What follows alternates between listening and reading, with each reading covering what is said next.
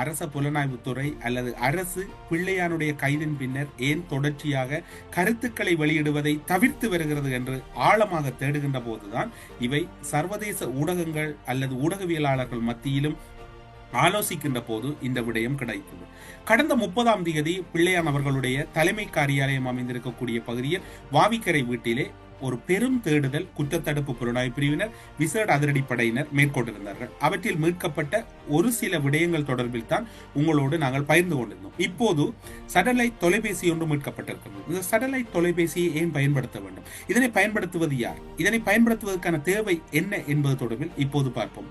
அதாவது செயற்கைக்கோளின் உதவியுடன் இந்த தொலைபேசியானது இயக்கப்படுகின்றது. அதனோடு நவீன ரக கை தொலைபேசிகள் 3, கடவுச்சீட்டு ஒன்று, சாரதி அனுமதி பத்திரம் ஒன்று, 9mm துப்பாக்கி தோட்டாக்கள் 5, அதே போன்று ரிப்பீட்டர் துப்பாக்கி தோட்டாக்கள் 5 என்று மீட்கப்பட்டதோடு அங்கு இன்னும் பல முக்கிய ஆவணங்களை மீட்டிருக்கின்றார்கள். அவை தொடர்பில் அதனை எம்மால் மிகவும் ஆழமாக அறிந்து கொள்ள முடியவில்லை.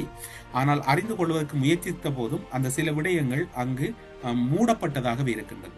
சட்டலைட் தொலைபேசி, சட்டலைட் கையடக்க தொலைபேசி, அந்த தொலைபேசியினூடாக 3-4 தொலைபேசிகள் இயக்கப்பட்டிருப்பதாக கூறப்படுகிறது. ஒரு தொடர்பினூடாக 3-4 கை தொலைபேசிகள் இயக்கப்பட்டிருக்கின்றன. கிட்டத்தட்ட இராணுவ பிரிவினர் பயன்படுத்துகின்ற ஒரு போக்கிக்கு நிகரான ஒரு சம்பவம் அங்கு இடம்பெற்றிருப்பதாகவே இப்போது ஆரம்ப கட்ட விசாரணைகளில் வெளிவந்திருக்கின்றது. அதனை பயன்படுத்தியவர்கள் அடிப்படையில் பிள்ளையானவர்களுக்கு மிக நெருக்கமாக இராணுவ பிரிவில் இருந்தவர்கள் அடையாளம் காணப்பட்டிருக்கிறார்கள் இப்போது வரைக்கும். அவைதான் இப்போது பேசு பொருளாகி இருக்கின்றது.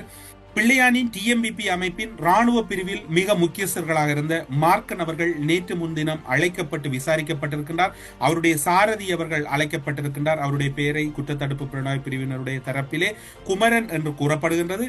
அதன் நீட்சியாக நேற்றைய தினம் காலை 11 மணி அளவில் தமிழ் மக்கள் டிஎம்பிபி கட்சியினுடைய பிரதி தலைவராக இருக்கக்கூடிய ஜெயம் அவர்களுடைய வீட்டுக்கு விசாரணைக்காக அழைத்து வருவதற்கு சென்ற போது அவர் அங்கு இல்லை என்றும், அவர் அந்த சந்தர்ப்பத்தில் அவர் வேறொரு இடத்தில் வேறொரு தேவை நிமித்தம் வெளியேறி இருக்கின்றார். அதன் பின்னர் அவர் வந்த பின்னர் வாழைச்சேனை போலீஸ் நிலையத்திலே அவர் அழைத்து விசாரிக்கப்பட்டிருக்கின்றார், விசாரணைக்கு உட்படுத்தப்பட்டிருக்கின்றார். விசாரணைகள் கிட்டத்தட்ட 5 மணி நேரங்கள் நீடித்திருக்கின்றன.